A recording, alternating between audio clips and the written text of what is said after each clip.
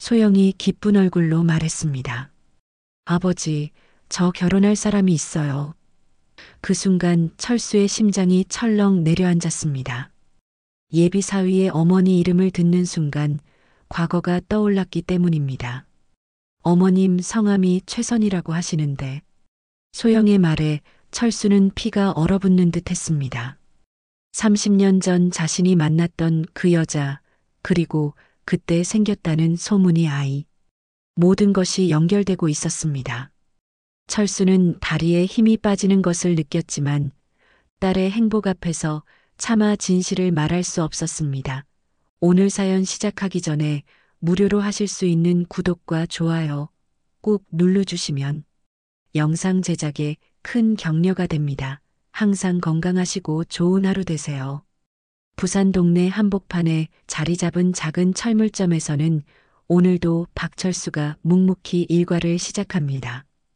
63의 나이에도 불구하고 그의 손놀림은 여전히 능숙했습니다.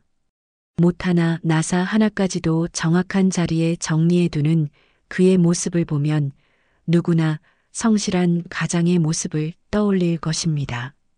아침 일찍부터 가게 문을 열고 진열대를 정리하는 철수의 일상은 평온해 보였습니다. 하지만 그 평온함 뒤에는 30년이 넘도록 그를 괴롭혀온 무거운 비밀이 자리하고 있었습니다. 마치 시한폭탄처럼 언제 터질지 모르는 그 비밀은 철수로 하여금 진정한 평안을 누리지 못하게 만들었습니다. 새벽 5시면 어김없이 일어나 커피 한 잔으로 하루를 시작하는 철수의 습관은 은퇴 후에도 변하지 않았습니다. 조용한 새벽 시간은 그에게 하루를 준비하는 소중한 시간이었지만 동시에 과거의 기억들이 가장 또렷하게 떠오르는 시간이기도 했습니다. 커피를 마시며 창밖을 바라보는 철수의 눈빛에는 늘 깊은 근심이 서려 있었습니다. 아무도 모르는 그 근심의 뿌리는 너무도 깊고 단단해서 시간이 흘러도 사라지지 않았습니다. 아저씨, 십자 드라이버 있나요? 동네 아주머니가 들어서자 철수는 환한 미소를 지으며 원하는 물건을 찾아주었습니다. 은퇴 후 이렇게 작은 가게를 운영하며 동네 사람들과 소소한 인사를 나누는 일상이 그에게는 소중했습니다. 대기업에서 30년 넘게 근무하다 은퇴한 후 이 작은 철물점은 그에게 새로운 삶의 터전이 되어 주었습니다. 규칙적인 생활과 단조로운 일상이 오히려 마음의 안정을 가져다 주었습니다. 손님들과 나누는 일상적인 대화들이 그의 마음을 달래주는 역할을 했습니다. 감사합니다, 아저씨. 항상 친절하시네요. 아주머니가 환하게 웃으며 인사하고 나가는 모습을 보며 철수는 잠시 마음이 따뜻해졌습니다. 이런 소소한 일상의 행복이 그에게는 큰 위안이 되었습니다. 하지만 손님이 나가고 다시 조용해진 가게 안에서 철수는 또다시 그 무거운 생각에 잠겼습니다. 손님들과 웃으며 대화를 나누는 그 순간에도 철수의 마음속 깊은 곳에는 늘 무거운 돌덩이 하나가 자리하고 있었습니다. 30년 전 그 일만 떠올리면 가슴이 답답해지고 숨이 막혔습니다. 그때는 혈기왕성한 30대였습니다. 회사 동료들과의 술자리가 잦았고 젊은 혈기를 주체하지 못했던 철수는 한순간의 실수를 저질렀습니다.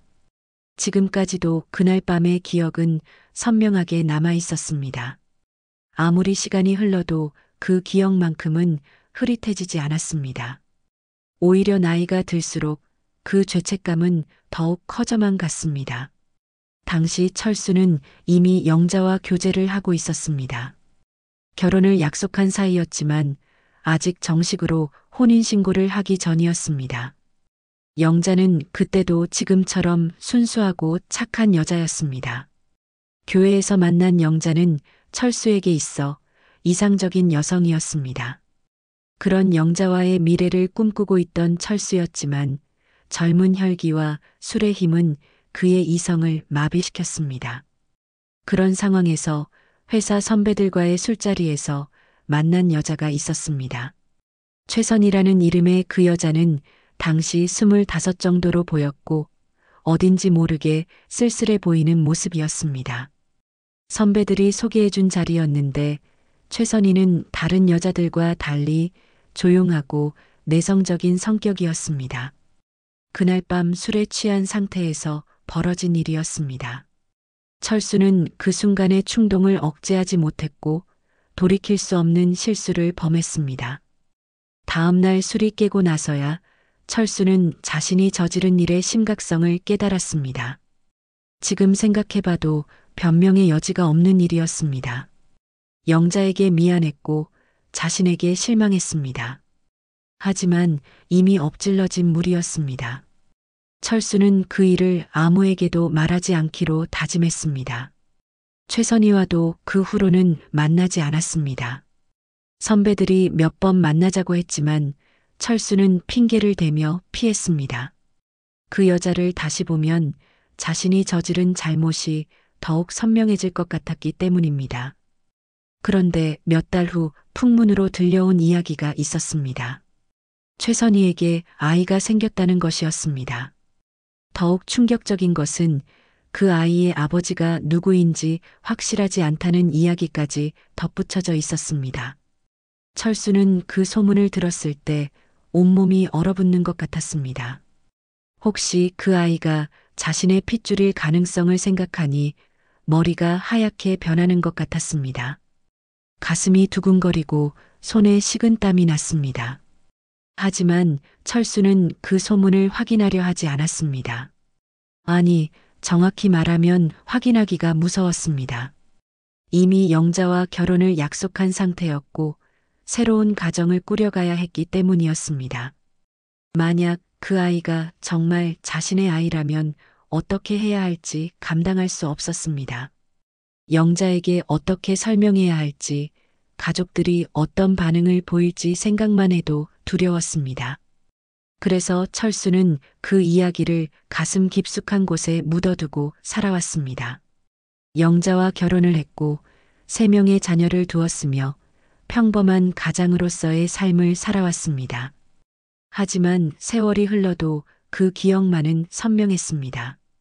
특히 밤에 잠자리에 들 때면 그 일이 떠올라 잠을 이루지 못하는 날이 많았습니다.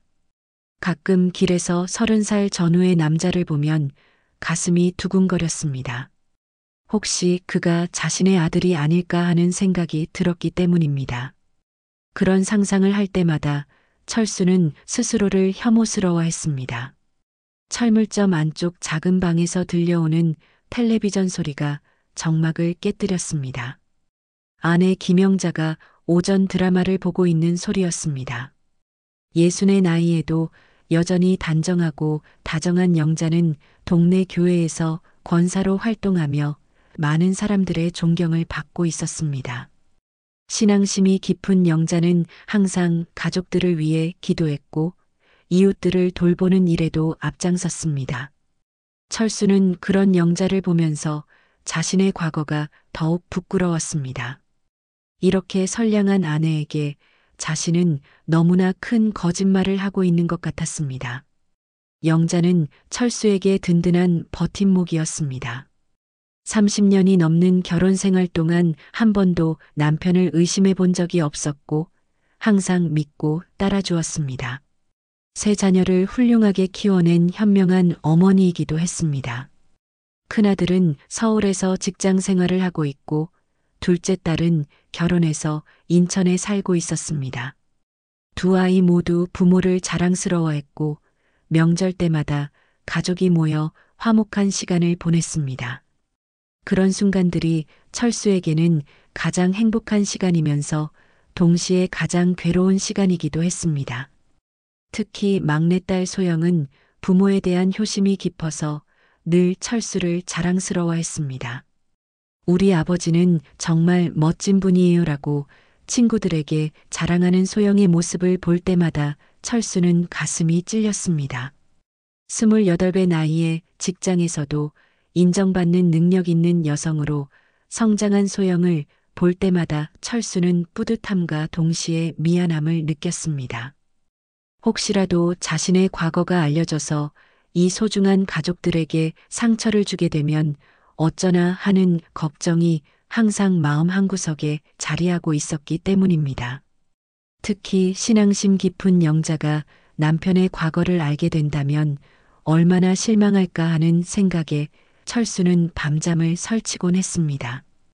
교회에서 다른 권사님들과 함께 기도하는 영자의 모습을 보면 자신이 얼마나 부족한 남편인지 깨닫게 되었습니다. 하지만 이제 와서 과거의 일을 고백하기에는 너무 많은 시간이 흘렀고 가족들에게 줄 상처가 너무 클 것 같았습니다. 그래서 철수는 이 비밀을 무덤까지 가져갈 생각이었습니다. 오후가 되어 철물점에 손님들의 발길이 뜸해질 무렵 소영이 깡충깡충 뛰어들어왔습니다. 평소보다 더욱 밝은 표정을 한 소영의 모습을 본 철수는 무언가 좋은 일이 있었나 싶어 미소를 지었습니다. 소영은 언제나 밝고 활발한 성격이었지만 오늘은 유난히 들뜬 기색이 역력했습니다. 뺨이 발그레하게 상기되어 있었고 걸음걸이도 평소보다 경쾌했습니다. 철수는 딸의 밝은 모습을 보며 마음이 따뜻해졌습니다. 아버지, 안 계세요? 소영이 상기된 얼굴로 철수를 찾았습니다. 여기 있다. 우리 막내딸. 무슨 좋은 일 있나 보네. 철수는 손에 든 공구를 내려놓으며 딸을 맞았습니다. 소영은 잠시 머뭇거리더니 수줍은 미소를 지으며 말했습니다. 아버지, 저 결혼할 사람이 있어요. 그 순간 철수의 심장이 철렁 내려앉았습니다. 딸의 결혼 소식을 들으면 기뻐해야 할 아버지가 왜인지 모를 불안감이 먼저 밀려왔던 것입니다. 마치 오랫동안 감춰두었던 비밀이 곧 드러날 것 같은 예감이었습니다. 철수는 애써 침착한 표정을 지으려 했지만 손끝에 미세한 떨림을 멈출 수 없었습니다. 딸의 결혼 소식은 분명히 기쁜 일이어야 했는데 왜 이렇게 불길한 예감이 드는지 자신도 알 수 없었습니다. 마치 30년 동안 꽁꽁 얼려놓았던 과거가 서서히 녹아내리기 시작하는 것 같았습니다. 그래, 그 사람이 어떤 분인데? 철수는 목소리가 떨리지 않도록 조심스럽게 물었습니다. 소영은 연신 미소를 지으며 가방에서 핸드폰을 꺼내 사진을 보여주었습니다. 이분이에요. 김도연이라고 하는데 저보다 4살 많으시고 대기업에 다니세요. 사진 속의 남자는 단정하고 온화한 인상을 하고 있었습니다. 키도 크고 인상도 좋아 보였습니다. 하지만 철수는 그 사진을 보는 순간 묘한 기분이 들었습니다. 어디선가 본 듯한 느낌이었습니다. 특히 그 남자의 눈매가 어딘지 모르게 낯익었습니다. 하지만 기억을 더듬어 봐도 어디서 본 건지 확실하지 않았습니다. 언제부터 사귄 거야? 철수가 물었습니다. 한 1년 정도 됐어요. 회사 업무로 만났다가 자연스럽게 사귀게 됐는데 정말 좋은 분이에요. 부모님께도 효도하시고 성격도 차분하시고. 소영이 말하는 동안 철수는 계속해서 사진을 바라보았습니다. 뭔가 마음에 걸리는 느낌을 떨쳐낼 수 없었습니다. 그 사람 부모님은 어떤 분들이신데? 철수의 질문에 소영은 잠시 표정이 어두워졌습니다. 아버님은 도연 씨가 어렸을 때 돌아가셨다고 해요. 어머님 혼자 키우셨는데 정말 고생 많이 하셨나 봐요.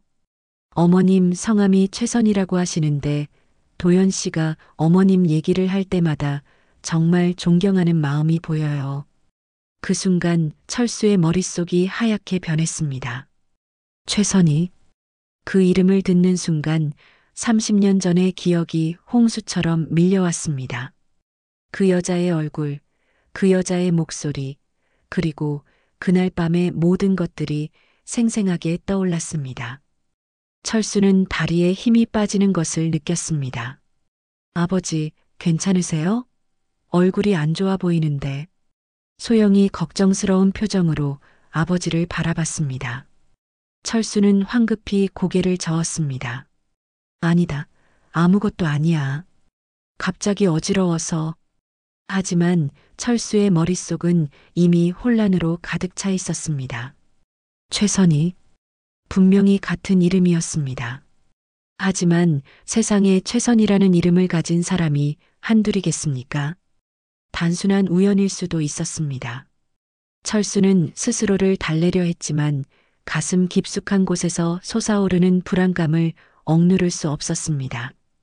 특히 사진 속 도연의 얼굴을 다시 떠올려 보니 더욱 섬뜩했습니다. 아버지, 정말 괜찮으세요? 소영이 다시 물었습니다. 철수는 애써 미소를 지었습니다. 괜찮다. 그런데 언제 그 청년을 집에 데리고 올 생각이야? 이번 주말에 인사드리러 오겠다고 하셨어요. 어머님께도 미리 말씀드려야겠죠? 소영의 말을 들으며 철수는 더욱 불안해졌습니다. 만약 정말로 그 도연이라는 청년이 최선희의 아들이라면, 그리고 만약 정말로 그 아이가 자신의 핏줄이라면, 상상만으로도 끔찍했습니다. 자신의 딸과 자신의 아들이 결혼한다는 것이었습니다. 그런 일이 일어날 리 없다고 스스로를 달랬지만 불안감은 계속 커져만 갔습니다. 그래, 어머님께 미리 말씀드려야지. 철수는 겨우 정신을 차리고 대답했습니다. 하지만 속으로는 이미 패닉 상태였습니다. 어떻게 해야 할지, 무엇부터 확인해야 할지 머릿속이 복잡했습니다. 가장 중요한 것은 그 도연이라는 청년이 정말로 최선희의 아들인지, 그리고 그 최선희가 자신이 아는 그 여자가 맞는지 확인하는 것이었습니다. 소영은 한참 더 도연에 대한 이야기를 했습니다. 어떻게 만났는지, 어떤 데이트를 했는지, 도연이 얼마나 좋은 사람인지 끝없이 늘어놓았습니다.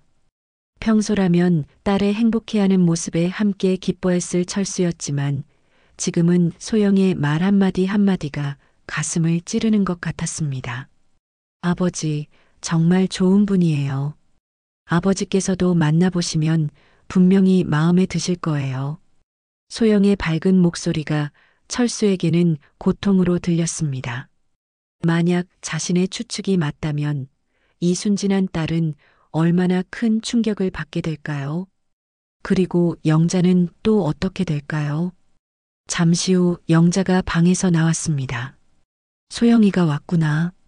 무슨 이야기를 그렇게 열심히 하고 있어? 영자는 환한 미소를 지으며 딸을 반겼습니다. 어머니, 저 결혼할 사람이 있어요. 소영이 기쁘게 소리쳤습니다. 정말이야? 우리 막내가 드디어. 영자는 딸을 끌어안으며 기뻐했습니다. 철수는 그런 모습을 보며 더욱 마음이 무거워졌습니다. 만약 자신의 걱정이 현실이 된다면 이 행복한 순간은 모두 산산조각이 날 것입니다. 영자와 소영의 기쁨을 보며 철수는 자신이 얼마나 죄스러운 존재인지 깨달았습니다.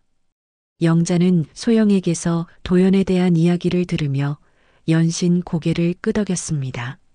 어머님이 혼자 키우셨다니 참 대단하시네. 이번 주말에 오신다고? 맛있는 음식 준비해 드려야겠다. 영자의 다정한 모습을 보며 철수는 가슴이 터질 것 같았습니다. 그날 밤 철수는 잠을 이룰 수 없었습니다. 침대에 누워서도 계속해서 생각했습니다. 최선이라는 이름, 도연의 얼굴, 그리고 30년 전의 그 일. 모든 것이 하나로 연결되는 것 같으면서도 확신할 수 없었습니다. 혹시 자신이 너무 예민하게 반응하는 것은 아닐까요? 하지만 그 불안감을 떨쳐낼 수는 없었습니다. 새벽이 되어서야 철수는 결심했습니다. 주말에 도연을 만나보면 모든 것이 분명해질 것입니다. 그때까지는 아무에게도 이 의심을 말할 수 없었습니다. 특히 영자와 소영에게는 절대로 말할 수 없었습니다. 만약 자신의 걱정이 기우라면 괜한 상처만 주는 일이 될 테니까요. 하지만 만약 정말로 최악의 상황이라면 철수는 그 이후의 일은 생각하고 싶지 않았습니다. 며칠이 지났지만 철수는 여전히 불안감에 시달렸습니다. 철물점에서 일을 하면서도 자꾸만 딴 생각에 빠져들었고 손님들과 대화할 때도 집중하기 어려웠습니다. 도연이라는 청년에 대한 궁금증과 두려움이 날이 갈수록 커져만 갔습니다. 철수는 더 이상 이 답답함을 견딜 수 없다고 생각했습니다. 목요일 오후 철수는 가게를 일찍 닫고 나왔습니다. 영자에게는 동네 철물점 사장들과 모임이 있다고 거짓말을 했습니다. 하지만 실제로는 완전히 다른 목적이 있었습니다. 도연과 그의 어머니 최선희에 대해 알아보기 위해서였습니다. 더 이상 이 의심 속에서 살 수는 없었습니다. 철수는 먼저 소영의 회사 근처로 갔습니다. 소영이 도연과 어떻게 만났는지 좀 더 자세히 알아보고 싶었기 때문입니다. 운 좋게도 소영의 직장 동료인 김 과장과 우연히 마주쳤습니다. 김 과장은 소영의 아버지인 철수를 알고 있었고 반갑게 인사를 했습니다. 아, 사장님, 여기서 뵙네요. 소영 씨 결혼 소식 들었어요. 정말 축하드려요. 김 과장이 환하게 웃으며 말했습니다. 철수는 애써 미소를 지으며 대답했습니다. 고맙습니다. 그런데 그 예비 사위가 어떤 사람인지 궁금해서 그러는데 혹시 아시는 분인가요? 아, 김도연 씨요?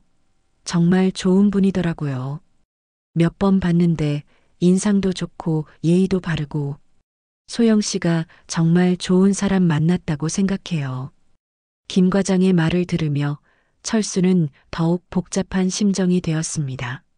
모든 사람들이 도연을 좋은 사람이라고 했는데 만약 자신의 추측이 맞다면 얼마나 비극적인 일이 될까요? 그분이 어느 회사에 다니시는지 아세요? 철수가 조심스럽게 물었습니다. 대우건설이라고 들었어요. 꽤 큰 회사죠. 어머님이 혼자 키우셨다고 하던데 정말 훌륭하게 잘한 것 같아요. 김 과장의 말에 철수의 심장이 다시 빠르게 뛰기 시작했습니다. 이제 확실해졌습니다. 도연의 어머니는 정말로 최선이었고 아버지 없이 혼자 키워졌다는 것도 맞았습니다. 철수는 김 과장과 헤어진 후 곧바로 대우건설로 향했습니다. 회사 로비에서 안내데스크 직원에게 김도연이라는 직원이 있는지 물어봤습니다. 김도연 과장님은 기획팀에 계세요. 하지만 지금은 외근 중이신 것 같은데 무슨 일이시죠? 직원의 대답에 철수는 괜찮다며 나왔습니다. 이제 도연이 실제로 존재하는 인물이라는 것도 확인했습니다. 하지만 가장 중요한 것은 최선이라는 여자가 정말로 자신이 아는 그 여자인지 확인하는 것이었습니다. 철수는 30년 전 기억을 더듬어 봤습니다. 그때 최선희가 살았던 곳이 어디였는지, 어떤 일을 했는지 생각해 봤습니다. 확실하지는 않았지만 영도구 어딘가에 살았던 것 같다는 기억이 났습니다. 철수는 영도구 일대를 돌아다니기 시작했습니다. 오래된 동네를 걸으며 혹시 최선이나 도연에 대한 정보를 얻을 수 있을지 알아봤습니다. 몇 시간을 헤맨 끝에 한 작은 슈퍼마켓에서 중요한 정보를 얻었습니다. 최선희? 아, 그분 아나보다. 예전에 이 동네 살았는데 혼자서 아들 키우느라 고생 많이 했지. 슈퍼마켓 사장 아주머니가 말했습니다. 그 아들이 지금 잘 되었다고 들었는데 이름이 도연이었나? 어머니 고생한 보람이 있네. 철수는 이 말을 듣고 온몸에 소름이 돋았습니다. 이제 확실해졌습니다. 도연의 어머니 최선희는 정말로 30년 전 자신이 만났던 그 여자였습니다. 그리고 도연은 아버지 없이 자란 아이였습니다. 시기적으로 계산해봐도 도연의 나이는 32, 자신이 최선희와 관계를 가진 때로부터 딱 맞아떨어지는 시간이었습니다. 혹시 그 아이 아버지에 대해서는 아시는 게 있나요? 철수가 조심스럽게 물었습니다. 아주머니는 고개를 저었습니다. 그건 아무도 몰라. 최선희 씨가 절대 말 안 했거든. 그냥 혼자서 묵묵히 아이 키웠어. 참 대단한 여자였지. 철수는 더 이상 들을 수 없었습니다. 모든 상황이 자신의 최악의 상상과 일치하고 있었습니다. 도연은 분명히 자신의 아들일 가능성이 매우 높았습니다. 그리고 그 도연이 자신의 딸 소영과 결혼하려고 하고 있었습니다. 이보다 끔찍한 일이 또 있을까요? 집으로 돌아가는 길에 철수는 온몸이 떨렸습니다. 어떻게 해야 할지 알 수 없었습니다. 이 사실을 가족들에게 말해야 할까요? 하지만 어떻게 말할 수 있겠습니까? 30년 전 자신의 불륜을 고백하고 도연이 자신의 아들일 수도 있다고 말해야 한다는 것입니까? 그렇다면 소영은 어떻게 될까요? 사랑하는 사람과 헤어져야 한다는 것은 너무 잔혹한 일이었습니다. 더구나 이제 결혼을 앞두고 있는 상황에서 말입니다. 영자는 또 어떻게 될까요? 남편의 배신을 알게 된 영자가 받을 충격을 생각하면 철수는 견딜 수 없었습니다. 하지만 이대로 모른 척할 수도 없었습니다. 만약 정말로 도연이 자신의 아들이라면 근친혼인을 막아야 했습니다. 그것은 도덕적으로도 법적으로도 절대 있어서는 안 될 일이었습니다. 설사 가족들에게 상처를 주더라도 진실을 밝혀야 했습니다. 집에 도착한 철수는 영자와 소영이 즐겁게 대화하고 있는 모습을 보았습니다. 오빠 오셨네. 내일 도연이가 인사 오는데 뭘 준비하면 좋을까? 영자가 밝게 웃으며 물었습니다. 소영도 기대에 찬 표정으로 아버지를 바라봤습니다. 아버지, 내일 도연이 만나보시면 정말 마음에 드실 거예요. 저희 결혼 허락해 주실 거죠? 소영의 순진한 질문에 철수는 대답할 수 없었습니다. 어떻게 대답해야 할지 모르겠었습니다. 만약 내일 도연을 만나서 자신의 추측이 확신으로 바뀐다면 무엇을 해야 할까요? 그날 밤 철수는 전혀 잠을 잘 수 없었습니다. 내일이면 모든 것이 분명해질 것입니다. 도연을 직접 만나보면 그가 정말로 자신의 아들인지 알 수 있을 것입니다.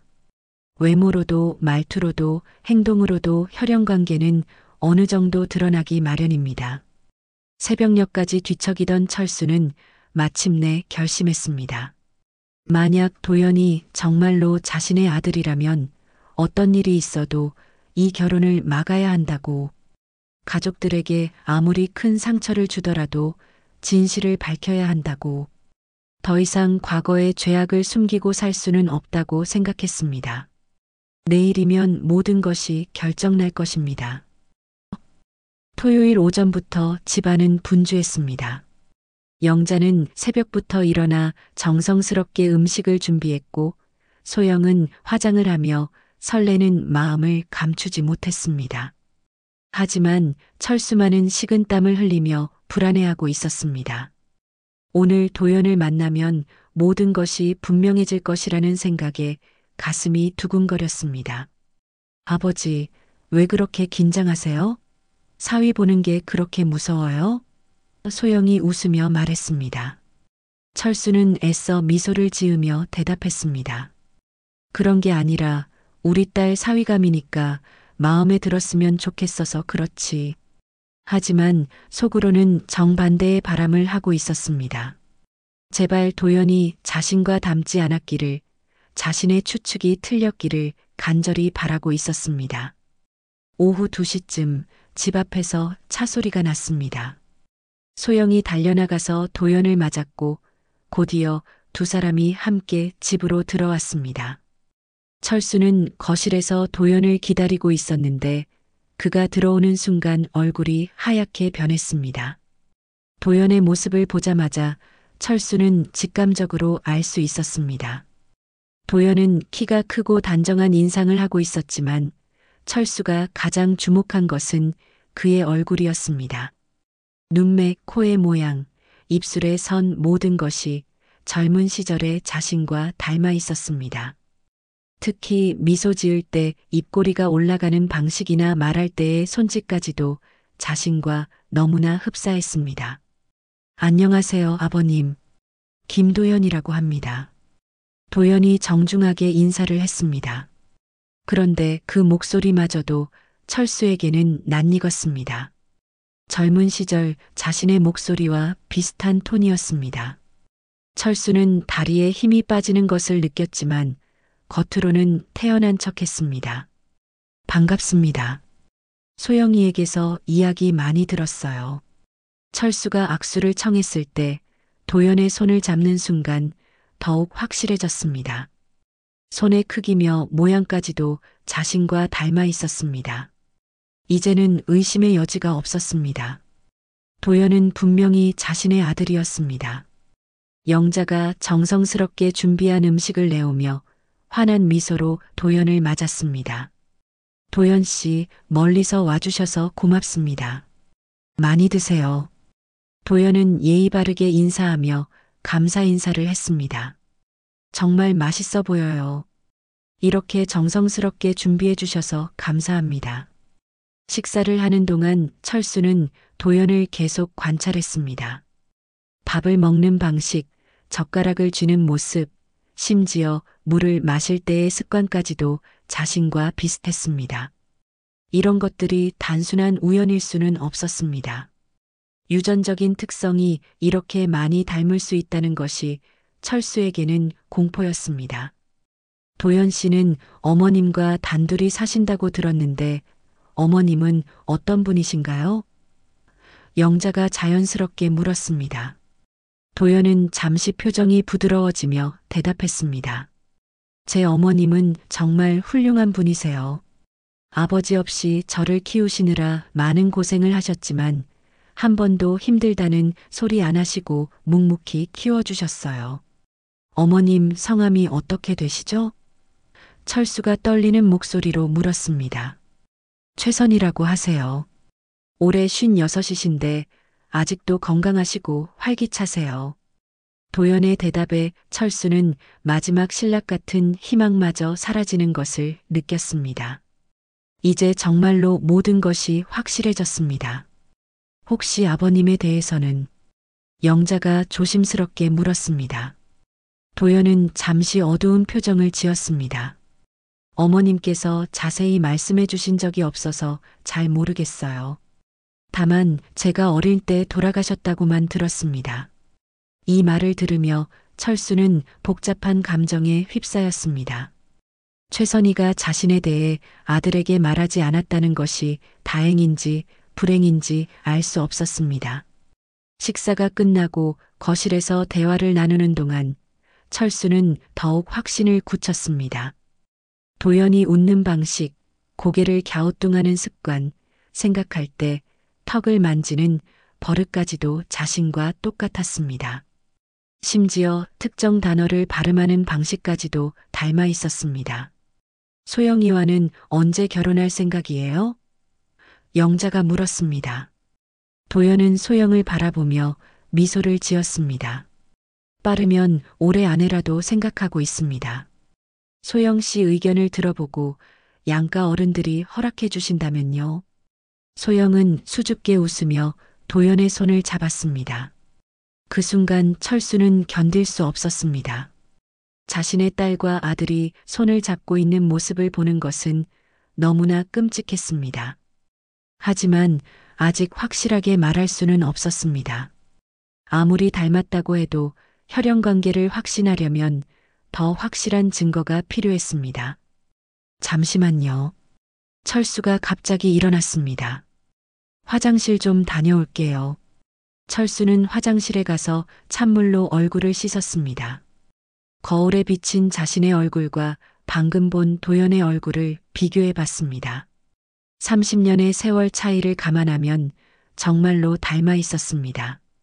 화장실에서 나와 거실로 돌아가는 길에 철수는 우연히 영자와 도연의 어머니가 전화하는 소리를 들었습니다. 부엌에 있던 영자가 핸드폰으로 통화하고 있었습니다. 네, 최선혜 씨죠? 저는 소영이 어머니 김영자라고 해요. 철수는 몰래 귀를 기울였습니다. 영자가 도연의 어머니와 첫 통화를 하고 있는 것 같았습니다. 네, 도연이가 정말 예의 바르고 좋은 청년이네요. 우리 소영이가 좋은 사람 만났어요. 영자의 밝은 목소리가 철수에게는 고통으로 들렸습니다. 그런데 그때 전화 너머에서 들려오는 목소리가 철수의 온몸을 얼어붙게 만들었습니다. 비록 작게 들렸지만 분명히 최선희의 목소리였습니다. 30년이 지났지만 그 목소리만은 잊을 수 없었습니다. 이제 정말로 모든 퍼즐 조각이 맞아떨어졌습니다. 더욱 충격적인 것은 다음에 들려온 최선희의 말이었습니다. 사실 말씀드리기 어려운 얘기가 있는데 최선희의 목소리가 조금 떨리는 것 같았습니다. 도연이, 혹시 당신 남편과 관련이 있을지도 몰라요. 철수는 그 자리에서 숨이 멎는 줄 알았습니다. 최선희도 이 상황을 알고 있다는 뜻이었습니다.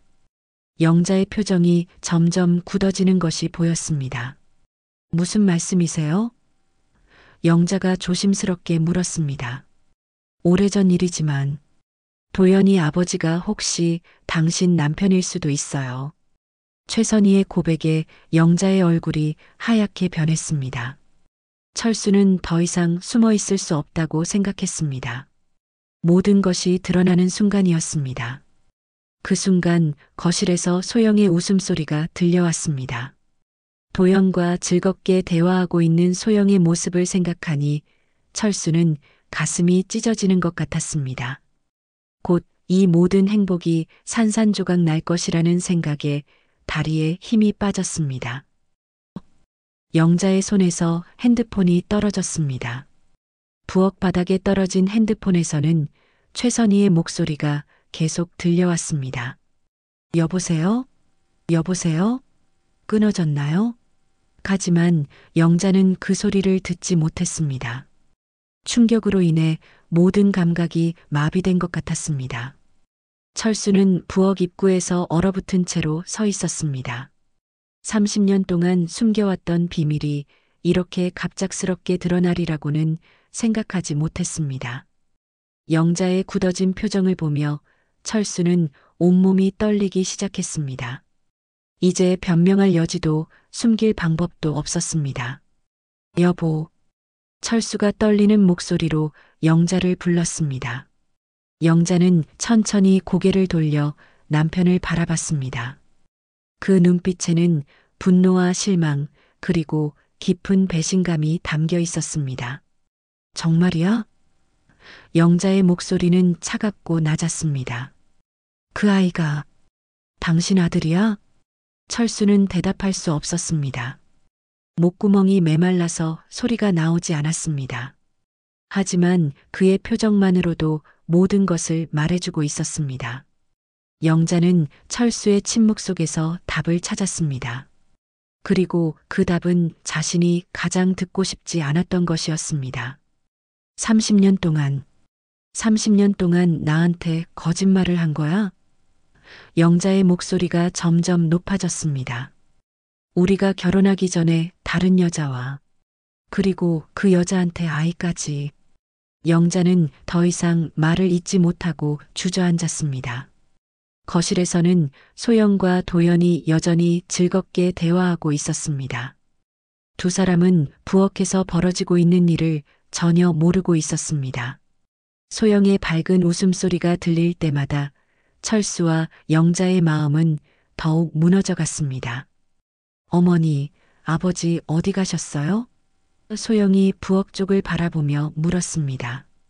철수는 황급히 영자를 일으키며 속삭였습니다.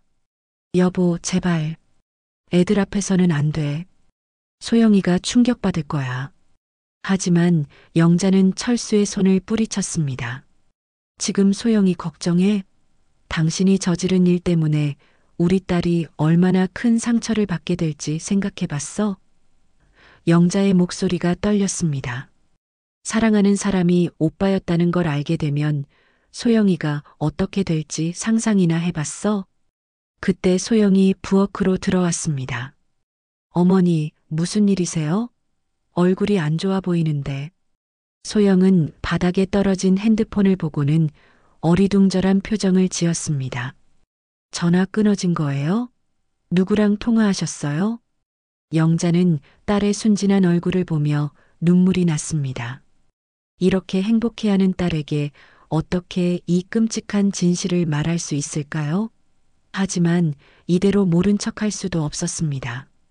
근친혼이는 절대 일어나서는 안 될 일이었습니다. 소영아. 영자가 떨리는 목소리로 딸을 불렀습니다. 엄마가 중요한 얘기가 있는데. 하지만 말을 계속하지 못했습니다. 어떻게 시작해야 할지 알 수 없었습니다. 어떤 말로 시작하든 딸에게는 치명적인 상처가 될 것이었습니다. 도연이는 어디 있어? 철수가 급하게 물었습니다. 거실에서 기다리고 있어요. 왜 그러세요, 아버지? 두 분 다 표정이 이상해요. 소영이 걱정스러운 표정으로 부모를 바라봤습니다. 그때 거실에서 도연의 목소리가 들려왔습니다. 소영 씨, 괜찮으세요? 무슨 일 있으세요? 도연도 분위기가 이상하다는 것을 눈치챈 것 같았습니다. 철수는 더 이상 미룰 수 없다고 생각했습니다. 소영아, 도연 씨와 잠깐 나가 있어라. 철수가 간신히 입을 열었습니다. 부모님끼리 중요한 얘기가 있어서. 하지만 소영은 고개를 저었습니다. 무슨 얘기인데요? 저도 들어야 하는 거 아니에요? 도연이와 결혼하는 거니까요. 영자가 갑자기 일어나서 거실로 향했습니다. 철수는 깜짝 놀라며 영자를 붙잡으려 했습니다. 여보, 안 돼. 차근차근 설명해야. 하지만 영자는 철수를 뿌리치고 거실로 들어갔습니다. 도연은 소파에 앉아서 걱정스러운 표정을 하고 있었습니다. 영자가 들어오자 정중하게 일어나서 인사했습니다. 어머님, 무슨 일 있으시나요? 도와드릴 일이 있으면 말씀해 주세요. 도연의 예의 바른 모습을 보며 영자는 더욱 마음이 아팠습니다. 도연 씨, 영자가 떨리는 목소리로 시작했습니다. 혹시 당신 어머님께서 당신 아버지에 대해 말씀해 주신 적 있나요? 도연은 어리둥절한 표정을 지었습니다. 아버지 말씀이세요? 제가 어릴 때 돌아가셨다고만 들었는데. 그게 아니야. 영자의 목소리가 점점 커졌습니다. 당신 아버지가. 영자는 더 이상 참을 수 없었습니다. 30년 동안 쌓인 분노와 배신감이 한꺼번에 터져나왔습니다. 그때 철수가 급히 거실로 들어왔습니다. 뒤이어 소영도 따라왔습니다. 가족들이 모두 거실에 모인 순간 영자가 폭발했습니다. 도연 씨, 당신은 내 남편의 아들이야. 영자의 외침에 거실이 순식간에 조용해졌습니다. 도연은 무슨 말인지 이해하지 못하겠다는 표정으로 영자를 바라봤습니다. 무슨 말씀이세요?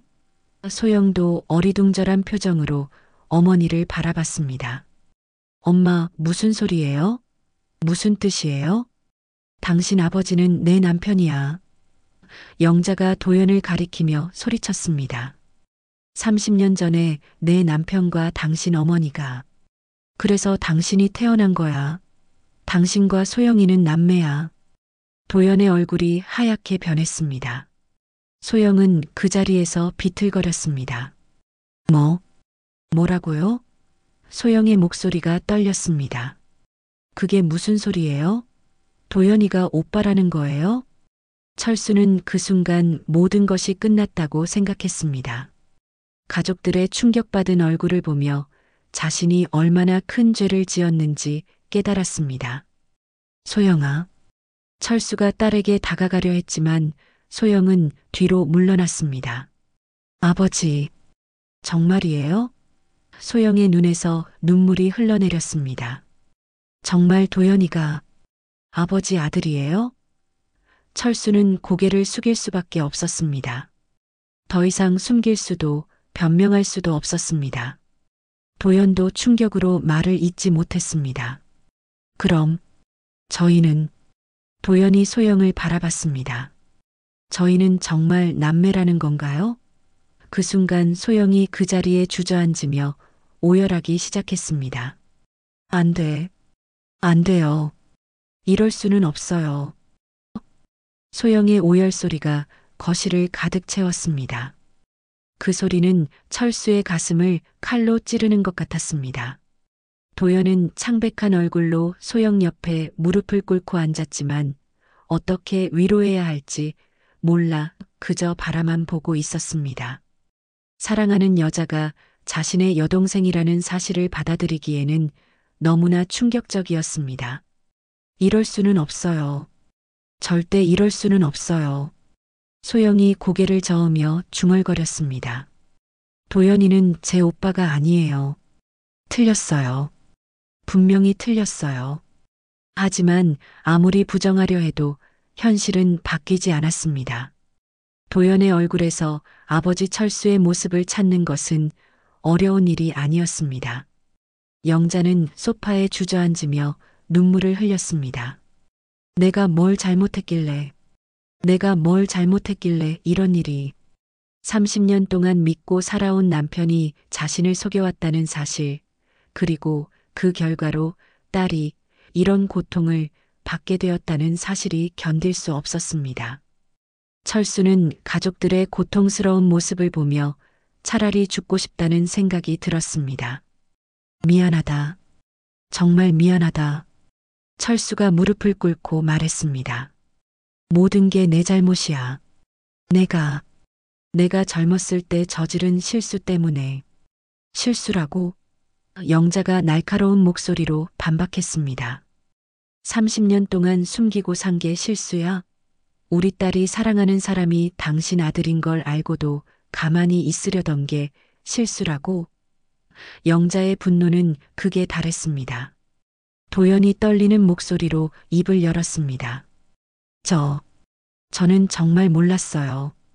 어머니께서 아버지에 대해서는 절대 말씀해주지 않으셔서. 도연의 말에 철수는 더욱 괴로워했습니다.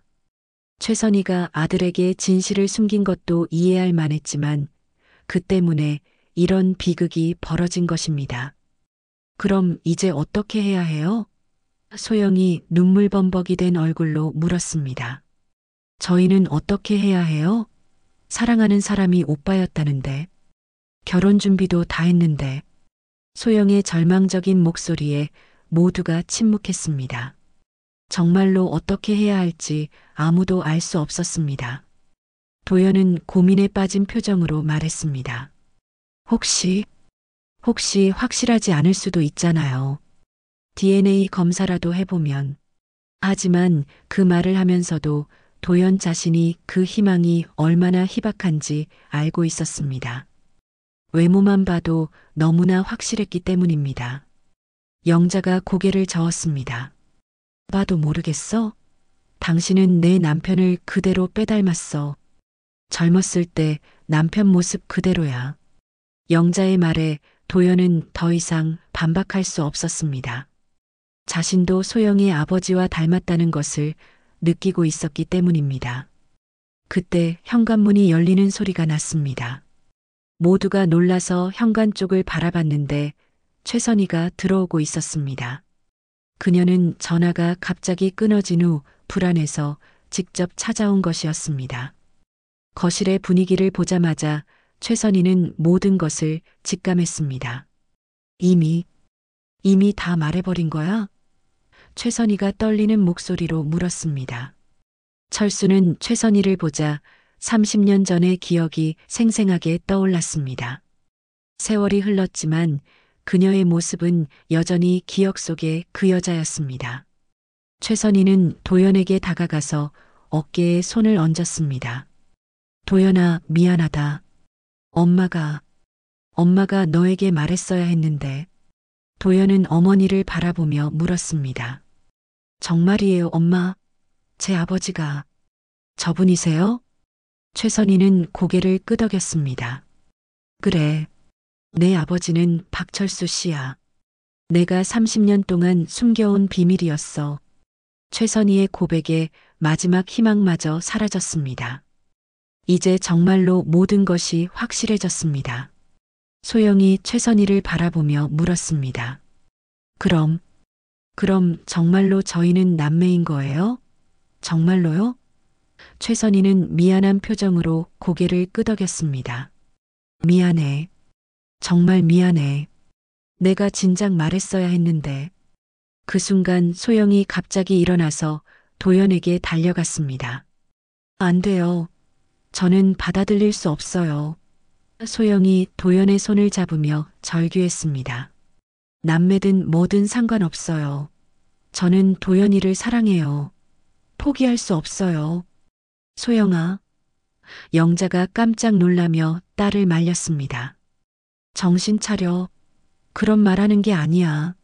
하지만 소영은 듣지 않았습니다. 왜요? 왜 안 돼요? 사랑하는데 왜 포기해야 해요? 도연도 괴로운 표정으로 소영을 바라봤습니다. 소영 씨, 우리는 안 돼요. 이건 정말 안 되는 일이에요.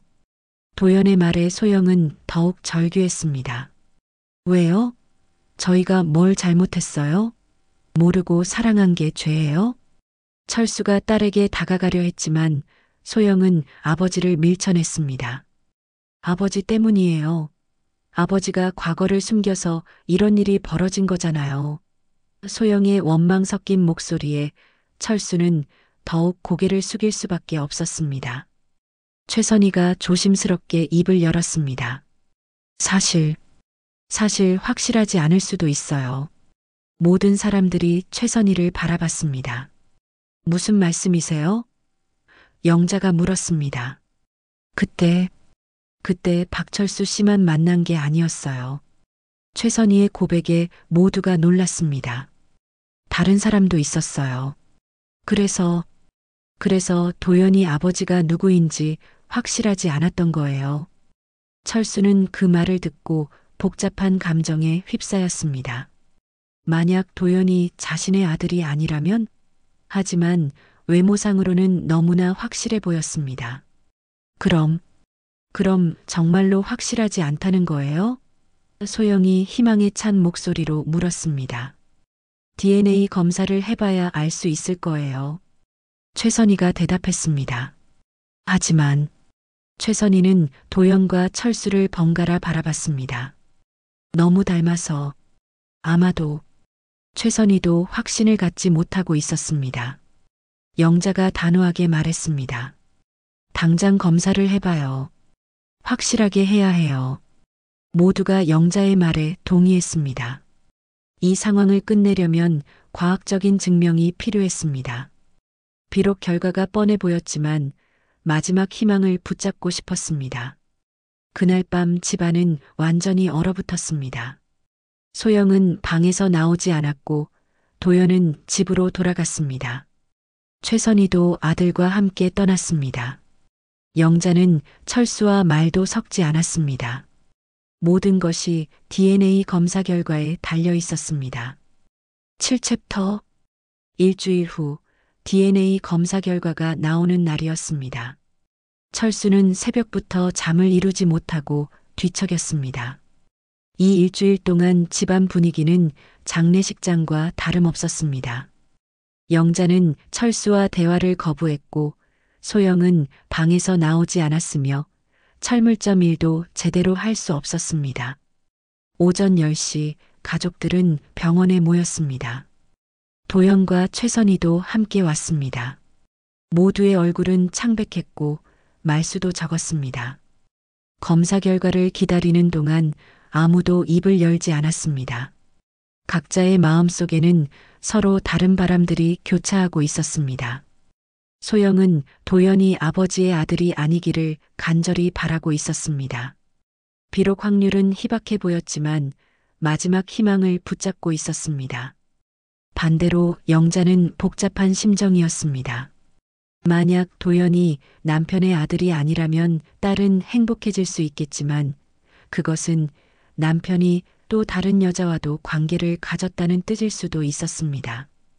박철수, 김도연 보호자분 계세요? 간호사가 이름을 불렀습니다. 모두가 긴장한 표정으로 진료실로 향했습니다. 의사는 검사 결과지를 들고 있었고 그 종이 한 장에 모든 사람의 운명이 달려 있었습니다. 검사 결과가 나왔습니다. 의사가 침착한 목소리로 말했습니다. 두 분의 친자 관계에 대한 결과인데요. 의사는 잠시 멈춘 후 충격적인 발표를 했습니다. 친자 관계가 아닙니다. 하지만 소영이 기쁨에 찬 목소리로 소리쳤습니다. 정말요? 정말 아니에요? 하지만 의사의 다음 말이 모든 사람을 다시 절망으로 빠뜨렸습니다. 하지만 형제 관계로 나타났습니다. 김도연 씨는 박철수 씨의 아들이 아니라 형제일 가능성이 높습니다. 모든 사람이 혼란에 빠졌습니다. 형제요? 철수가 어리둥절한 표정으로 물었습니다. 무슨 말씀이세요? 의사는 결과지를 보여주며 설명했습니다. DNA상에서 김도연 씨와 박철수 씨는 같은 부모를 둔 형제로 나타납니다. 아버지와 아들 관계는 아닙니다. 철수의 머릿속이 하얗게 변했습니다. 형제라는 것은 도연의 아버지가 자신의 아버지, 즉 도연의 할아버지라는 뜻이었습니다. 하지만 자신의 아버지는 진작에 돌아가셨는데 어떻게 이런 일이 가능할까요? 그때 갑자기 떠오른 사람이 있었습니다. 형? 철수가 중얼거렸습니다. 설마 형이? 철수에게는 박기수라는 형이 있었습니다. 형은 철수보다 5살 많았고 젊었을 때 상당히 바람기가 있었던 사람이었습니다. 하지만 형은 10년 전에 이미 세상을 떠났습니다. 최선희가 갑자기 얼굴이 하얗게 변했습니다. 박기수. 최선희가 떨리는 목소리로 중얼거렸습니다. 모든 사람들이 최선희를 바라봤습니다. 혹시 박기수라는 사람을 아세요? 철수가 물었습니다. 최선희는 고개를 끄덕였습니다. 그 사람도 만났었어요. 박철수 씨와 같은 시기에 최선희의 고백에 모든 퍼즐이 맞아떨어지기 시작했습니다. 도연의 아버지는 철수가 아니라 철수의 형 박기수였던 것입니다. 그럼 도연이 아버지는 우리 큰아버지였다는 거예요? 소영이 믿기지 않는다는 표정으로 물었습니다. 철수는 머리를 감쌌습니다. 자신이 저지른 죄를 짊어지겠다고 각오했는데 알고 보니 형의 아이였다니 이런 아이러니가 또 있을까요? 도연도 충격을 받은 것 같았습니다. 그럼 제 아버지는 박기수라는 분이었던 거군요. 최선희가 고개를 끄덕였습니다. 미안해, 도연아. 두 형제를 다 만났었는데 누가 내 아버지인지 확실하지 않아서 최선희는 더 이상 말을 잇지 못했습니다. 영자가 복잡한 표정으로 말했습니다. 그럼 도연이는 내 남편의 조카였던 거네요. 소영이와는 사촌관계고 사촌관계라면 결혼이 가능했습니다. 법적으로도 문제가 없었고 사회적으로도 받아들여질 수 있는 관계였습니다.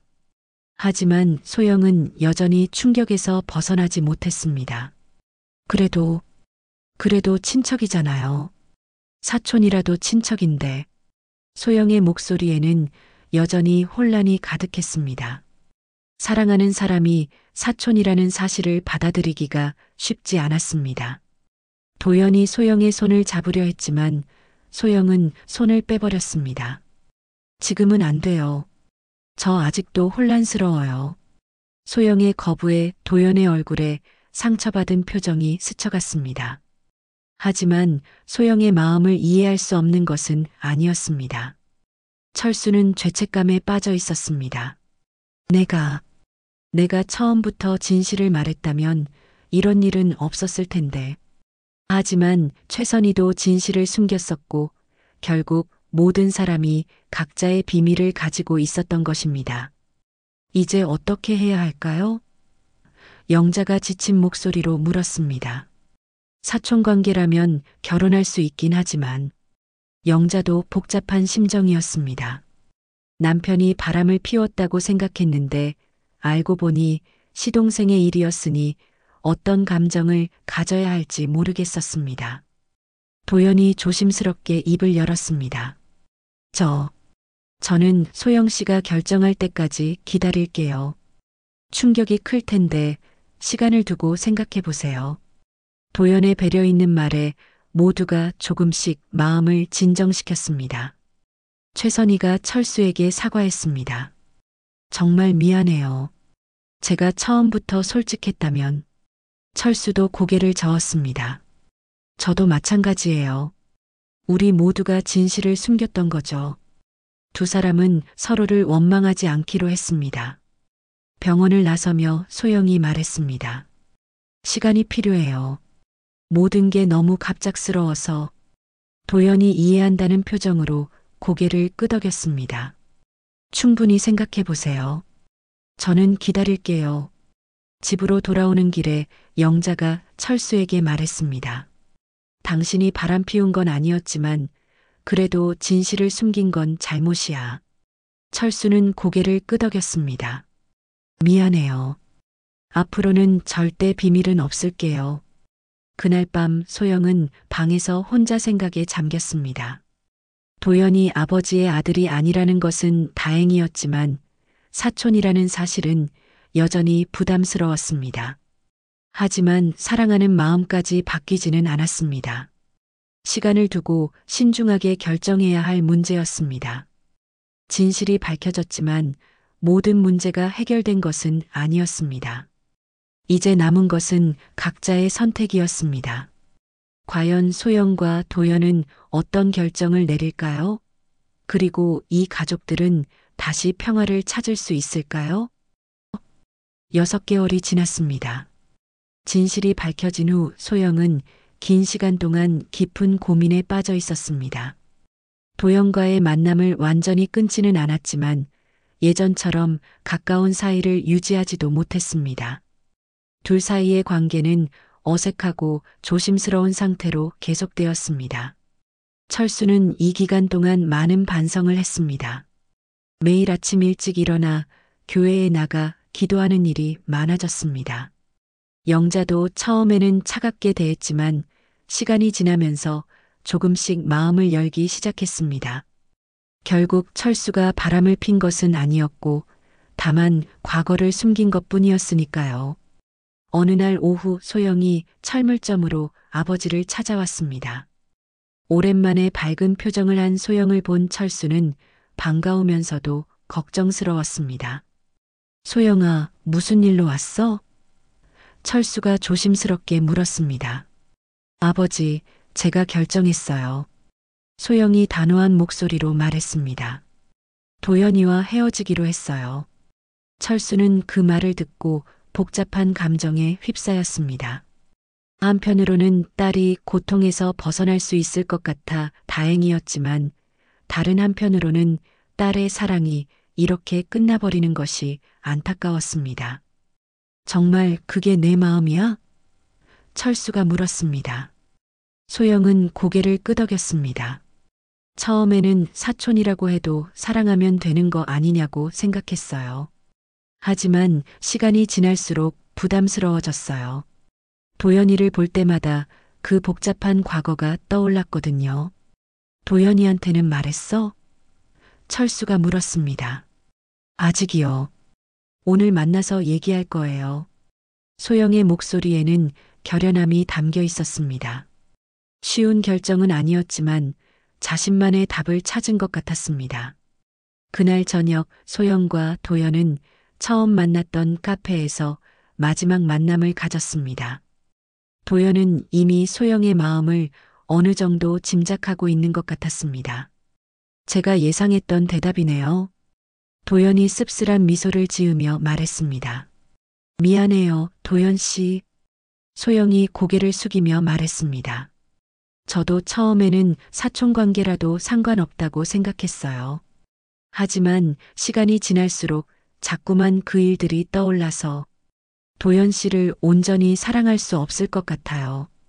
도연은 이해한다는 표정으로 고개를 끄덕였습니다. 저도 똑같은 생각이었어요. 소영 씨를 사랑하는 마음은 변하지 않지만 이 상황을 받아들이기가 쉽지 않더라고요. 특히 가족들과 마주할 때마다 부담스러웠어요. 두 사람은 서로를 원망하지 않기로 했습니다. 이 모든 일은 그들의 잘못이 아니었습니다. 운명의 장난이었고 어른들의 과거가 만들어낸 비극이었습니다. 하지만 그렇다고 해서 억지로 관계를 이어갈 수는 없었습니다. 그럼 이제 어떻게 하실 거예요? 소영이 물었습니다. 도연은 잠시 생각하더니 대답했습니다. 회사에 해외 지점 발령을 신청했어요. 승인되면 내년 초에 미국으로 갈 예정이에요. 도연의 말에 소영은 마음이 아팠지만 그것이 서로에게 최선의 선택이라고 생각했습니다. 새로운 곳에서 새로운 시작하세요. 분명히 좋은 분을 만날 수 있을 거예요. 소영이 진심으로 말했습니다. 도연도 미소를 지었습니다. 소영 씨도 마찬가지예요. 분명히 소영 씨를 진짜로 사랑해줄 좋은 분이 나타날 거예요. 두 사람은 그렇게 작별 인사를 나눴습니다. 사랑했지만 함께할 수 없는 인연이었습니다. 하지만 서로를 원망하거나 후회하지 않기로 했습니다. 대신 각자의 길에서 행복을 찾기로 다짐했습니다. 몇 달 후 정말로 도연에게 미국 발령이 났습니다. 떠나기 전 도연은 철수의 철물점을 찾아와 인사를 했습니다. 삼촌, 그동안 신경 쓰게 해드려서 죄송했습니다. 도연이 정중하게 인사했습니다. 철수는 미안한 마음에 눈시울이 붉어졌습니다. 도연아, 미안하다. 우리 가족 때문에 너까지 고생했구나. 하지만 도연은 고개를 저었습니다. 아니에요. 저도 소영 씨를 정말 사랑했거든요. 짧은 시간이었지만 행복했어요. 도연은 최선희와 함께 조용히 미국으로 떠났습니다. 공항에는 아무도 배웅을 나가지 않았습니다. 그것이 서로에게 더 좋을 것 같았기 때문입니다. 새로운 시작을 위해서는 깔끔하게 정리하는 것이 필요했습니다. 소영은 도연이 떠난 후 상담 치료를 받기 시작했습니다. 이 모든 일로 받은 정신적 충격을 극복하기 위해서였습니다. 처음에는 힘들었지만 시간이 지나면서 조금씩 마음의 평안을 찾아갔습니다. 1년이 지나자 소영은 새로운 일을 시작했습니다. 회사를 그만두고 자신만의 작은 카페를 열었습니다. 사람들과 소통하면서 마음의 위로를 얻고 싶었기 때문입니다. 카페 이름은 새로운 시작이었습니다. 철수와 영자의 관계도 서서히 회복되었습니다. 영자는 처음에 남편을 원망했지만 결국 철수가 바람을 핀 것이 아니라는 것을 알고 나서는 마음을 열었습니다. 오히려 이 일을 계기로 두 사람은 서로에게 더욱 솔직해졌습니다. 여보, 이제 정말 비밀은 없죠?